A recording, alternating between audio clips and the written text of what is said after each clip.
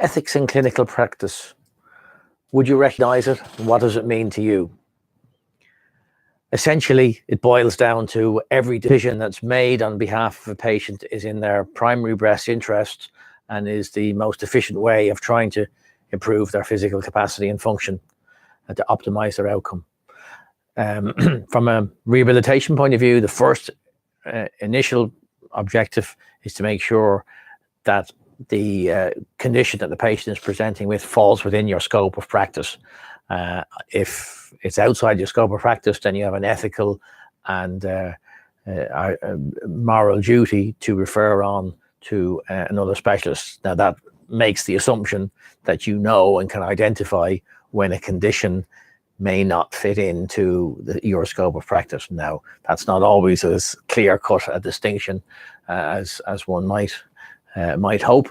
So, in reality, in real world clinical practice, there are often grey areas, and if there are grey areas, you do need to recognise them, discuss them with the patient, and decide what is the appropriate plan of action, whether to continue on with a trial course of treatment, and you should know pretty quickly over 2 or 3 treatments whether you're physically helping the patient and improving their function and reducing the symptoms, or whether things aren't behaving in a predictable manner. So I'm not pretending for a minute that there's always a simple decision, but the first important decision is, can you help with the symptoms that the patients are presenting with? And that's a yes, no, or potentially a maybe answer. The second is, well, what kind of time scale is required to improve things? So really, if you're doing the most appropriate kind of treatments, you expect to see some return for that time and effort and investment. And patients will frequently ask you, well, how long will this take to get better? And there may be a window of a given number of weeks or months, depending on what the condition is. So a clinician should be able to give a reasonable recommendation, or certainly to be able to tell you whether this is a short-term, medium, or long-term rehabilitation challenge.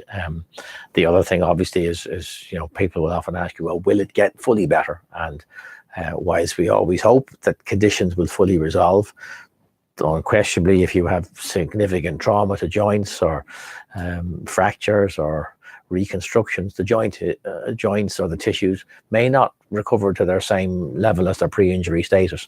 Now, in terms of how to actually determine when someone has reached their capacity, usually in clinical practice, the only way you can find that is by systematically testing the limits and achieving milestones towards trying to achieve someone's functional objective, whether that's to go out and run or play golf or do a hobby or garden or whatever their particular challenge is.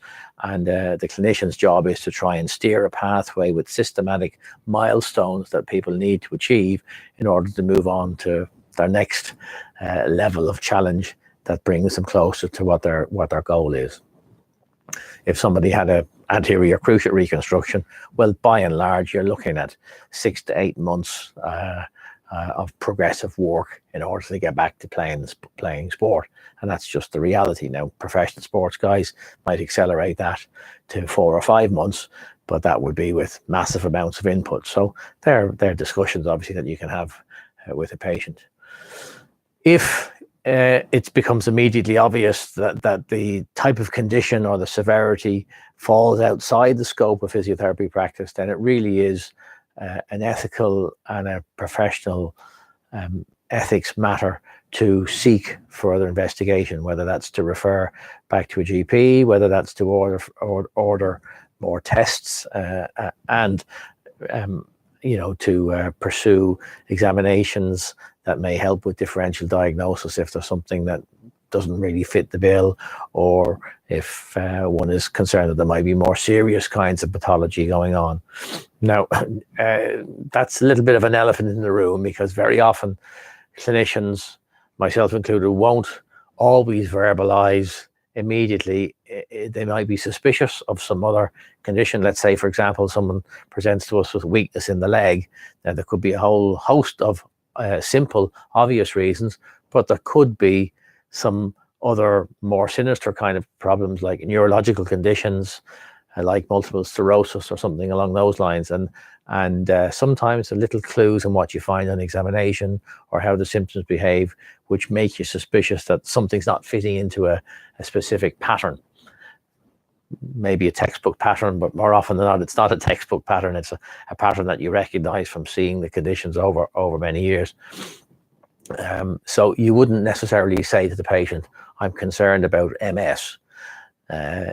You would treat the physical signs and treat them as you see them, and say, we need to assess the response over several treatments, and if we see a positive response, then we can conclude that the weight of evidence is leaning more towards a less sinister cause of symptoms. If symptoms don't fit into that pattern, then it is important to seek the right specialist. In that case, it would be your neurologist, because they're the specialists who deal with that. So obviously it's incumbent upon the clinician to recognize where their limitations are, to recognize if they see conditions that may be outside the scope of practice but will influence patients' physical function, then they need to refer to the appropriate specialist in that area, or order the most appropriate tests, or liaise with a general practitioner and explain why. Because very often in real life, the physiotherapist is spending a half an hour or maybe an hour on one-to-one contact with a patient. So there's information that can occur in that exchange, which is much harder to extract in a short 5 or 10 minute consult, or maybe a 15-minute consult with a general practitioner. So sometimes we're just in that fortunate position where, because we have a lot more contact time, we're in a position where we can ask more detailed questions and we can process that, and that information can be really, really valuable in helping to inform other lines of investigation.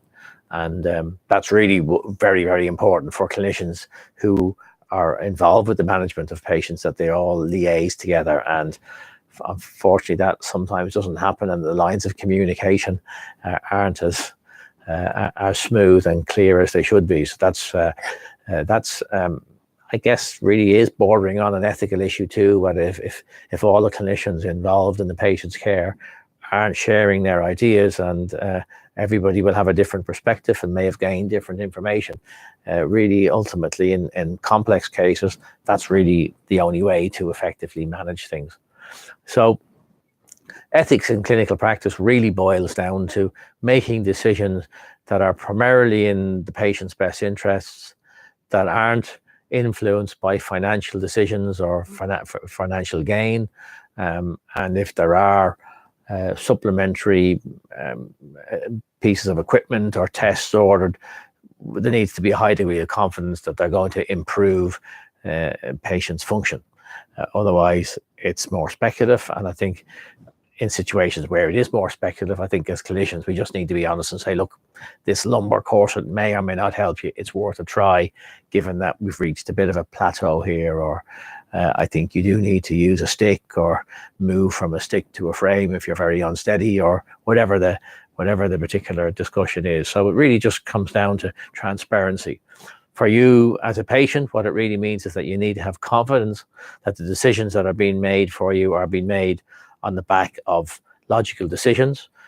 So the clinician really does need to explain their thought processes to you and what the options are, so that then at least you're making an informed decision about your care, rather than just saying, well, we'll see how it goes and hopefully it'll improve, and we'll try a bit of this or we'll try a bit of that, which really most patients are pretty intuitive to know that their confidence in a process like that would be somewhat less than ideal.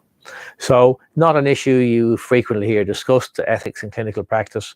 So the last series of videos has looked at that. So I hope you found some useful information, which just helps you in your own decision making and analysis process when you're dealing with clinicians.